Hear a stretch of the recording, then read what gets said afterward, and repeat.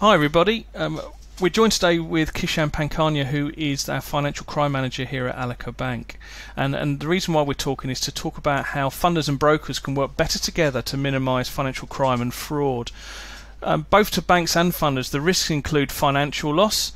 Obviously, when a bank and a funder loses money, that has to be recuperated through customers' interest payments, so other customers pay for that. But also there's high levels of reputational risk as well as regulatory censure for banks themselves. These are serious criminal activities whose importance should not be minimised, as over and above their social and economic impact, they're often closely linked to violent crime and even terrorism. So without further ado, let's talk to Kishan and learn a little bit around what he does. Hi Kishan.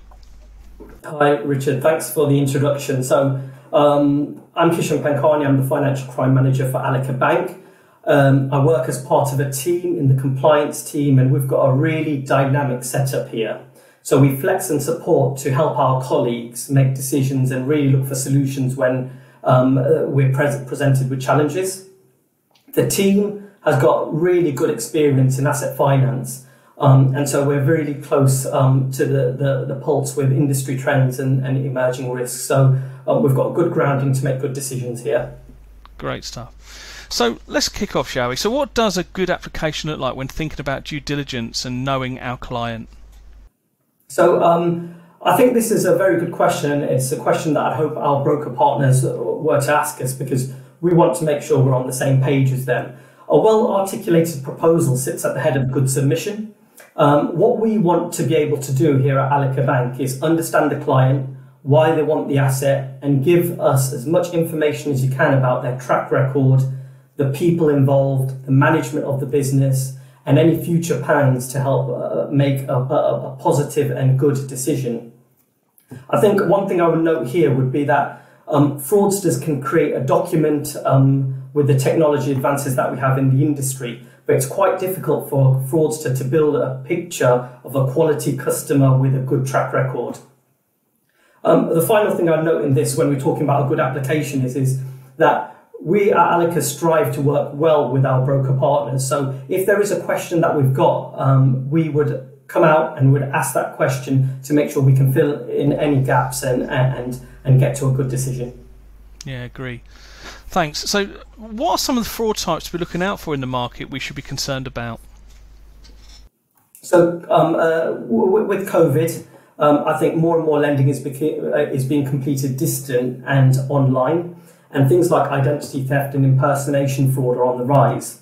It's so important that we as a partnership, brokers and Allica, understand who the client is, and we shouldn't be shying away from requesting any documentation where necessary. I think it's not just ID documents, it's MI, it's bank accounts, it's things that will prove that we're dealing with a true and proper customer. Secondly, what I'd say is there is another challenge for the asset finance industry, and that is assets not being used as intended or being sold on without the funder being notified. So it's always important for us to have a clear picture of where the asset is and how it's being used. And then finally, what I'd say would be invoicing is an area where a broker can help. So there are a number of red flags that you can see with invoices, with things being misspelled, key information missing, addresses incorrect, or generally not being accurate. I think suppliers churn out invoices on a daily basis, so it's a telltale sign when we receive one with errors. So fraudsters are always good at getting the detail right. Suppliers generally are, so that's another area where it's one to look out for. Great. And what can a broker do to minimise the risk of fraud when sending in proposals? So I'm going to sound a bit old school here, but as the COVID restrictions lift, the opportunity to meet and greet with our customers is getting higher. And I think that face-to-face interaction really helps to build a picture of the client. So I'd say face-to-face meeting is really a good tool in our armoury. When that's not possible, it's all about having live conversations with the customer and using the technology around us to try and involve ourselves in that client's bigger picture and understand that client at a more basic level.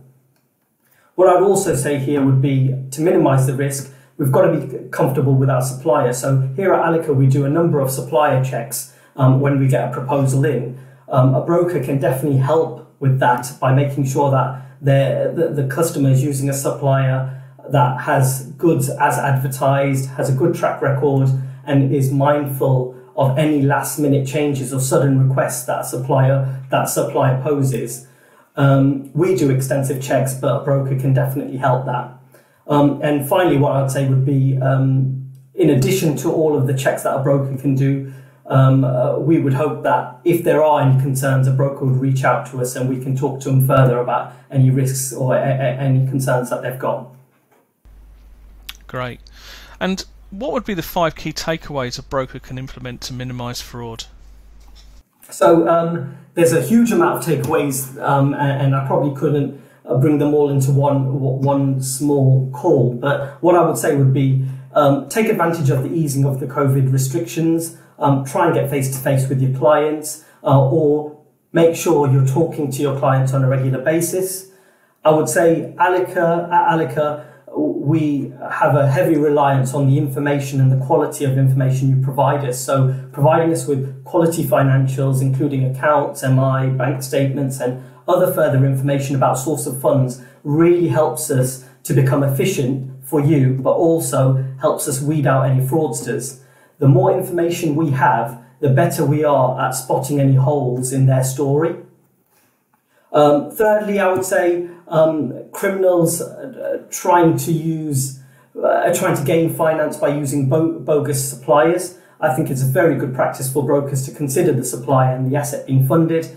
Open source searches are a very good mechanism for finding out about suppliers and their reviews and user reviews and trust scores. All of these help to inform you of their footprint. Fourthly, I would say you should have a look at the additional checks that you can do to verify a customer who they say they are. Brokers can look at verifiable phone numbers, look at their email addresses, and does the domain represent the name of the company, and are the business websites as expected. And then finally, it's a bit of a cliche, but if it's too good to be true, it probably isn't. So always looking at a full picture and saying, is this what we expect, and is it too good to be true? So I think that those are the 5 takeaways I would have. Thanks very much, Kish. Some really good pointers in there. It demonstrates just the importance, the role that everybody plays in preventing and trying to minimise as much fraud as we possibly can, because ultimately it's our true customers that end up paying for this. We'll leave that there. Thanks very much. See you soon. Cheers. Thank you.